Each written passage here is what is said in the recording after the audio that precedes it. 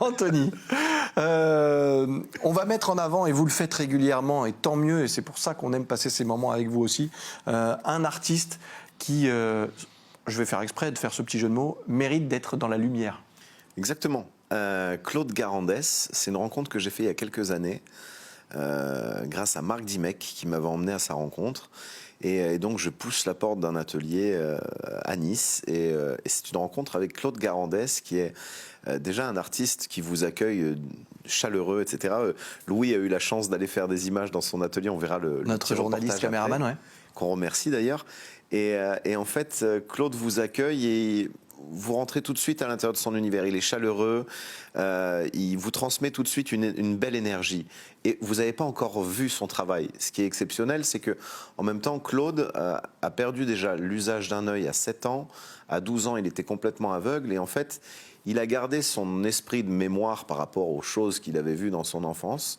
Et du bout des doigts, il va réussir à transformer en fait du fil de fer et autres matériaux qu'il maîtrise pour créer un relief et une sculpture, et en même temps avoir un jeu de lumière aussi qui est assez important, parce que vous voyez à l'image ces sculptures en fil de fer, quelqu'un qui peut voir peut-être ne serait pas capable de les réaliser. Lui, il a en plus cette faculté-là. Et en même temps, une fois qu'on met ses œuvres en lumière, il y a un jeu d'ombre qui vient se projeter sur le mur. C'est comme s'il tissait une toile qui, par transparence, allait conserver ses facultés de transposition à la lumière. Et à chaque fois que la lumière va se déplacer, l'œuvre va évoluer aussi. Donc c'est vraiment... on parle toujours de magie. Lui, pour le coup, c'est un vrai magicien. Et il nous fait vraiment embrasser sa manière de voir l'art et en même temps de le toucher, parce que souvent vous allez voir des expositions, il y a toujours marqué ne pas toucher. C'est vrai. Et ce qui la plupart du temps d'ailleurs. La plupart du temps. Ouais. Quand vous allez voir une expo de Claude Garandès, il y a marqué toucher s'il vous plaît. Donc il y a un petit écriteau, parfois il le met parce que justement il invite les gens à toucher. Il y a beaucoup de personnes aussi non-voyantes, malvoyantes qui connaissent le travail de Claude, qui viennent, et donc c'est assez intéressant de voir ces différentes interactions, aussi bien par les voyants qui peuvent contempler les choses que par ceux qui ne peuvent pas et qui le font du bout des doigts. En même temps, Claude, c'est un puits de connaissances. Il a fait beaucoup d'études, etc. Aujourd'hui, il est retraité, mais en même temps, il a consacré aussi sa vie aux autres artistes. Il a une association qui s'appelle Arimage, et en fait, ils ont fait des livres extraordinaires d'artistes.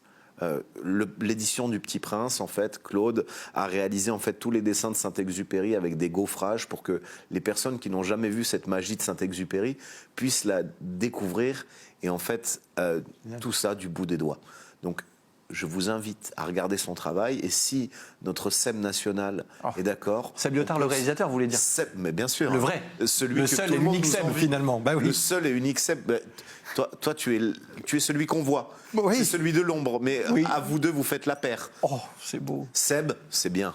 Oh, il a osé.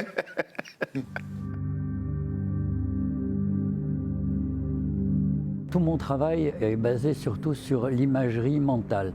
C'est-à-dire qu'étant aveugle, je ne peux faire appel qu'à ma mémoire d'une part, et aussi aux images mentales que me génère mon travail. L'artiste conçoit d'abord dans sa tête, puis après, à l'aide de ses mains qui sont ses outils, réalise l'œuvre. Ouais, la taille est bonne. Ça, c'est parfait. Alors, on pourrait croire que c'est un nid, mais en fait, c'est pas un nid.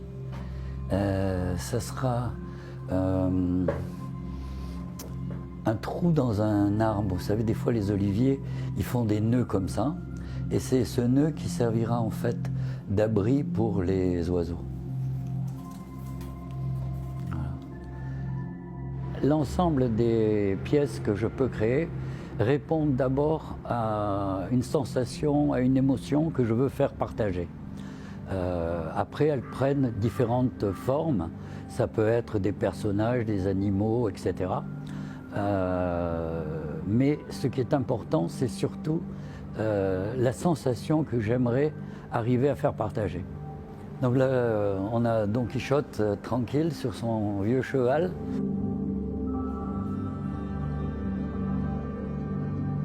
Mes pièces, C'est des pièces qui vivent parce que c'est la lumière qui leur permet d'avoir une existence propre. Quand on arrive à mettre les pièces en mouvement, ça met l'ombre aussi en mouvement et donc ça anime et il y a quelque chose qui se passe qui est à chaque fois différent en fait. Je crois que l'art est ce qui nous permet d'être libres. Dans la création, bien sûr, on peut essayer de refaire, de recréer des choses existantes, mais il y a toujours une part d'improvisation, de sensation qui vous amène plus loin. Donc cette sensation de liberté et de plaisir de pouvoir partager avec les autres est quelque chose qui m'a beaucoup animé et qui m'anime encore.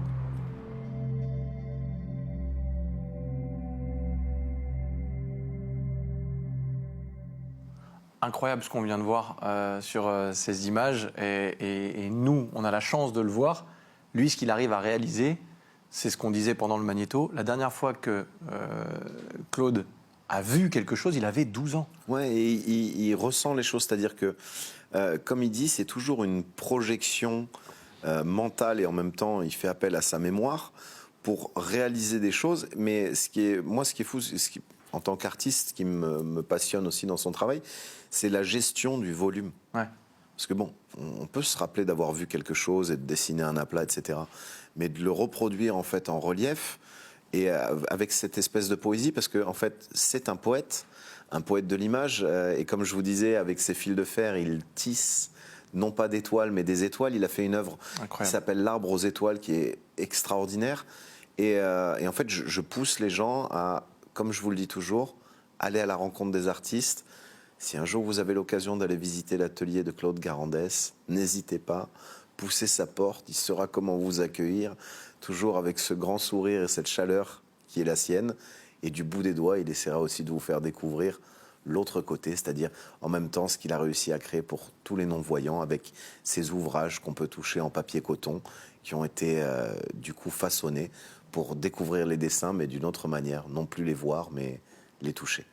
Claude Garandès à l'honneur dans Ça va le faire grâce à Anthony. Merci pour ce beaucoup de projecteurs sur le travail de Claude Garandès. On vous partagera bien sûr tout ça aussi sur les réseaux sociaux de Ça va le faire.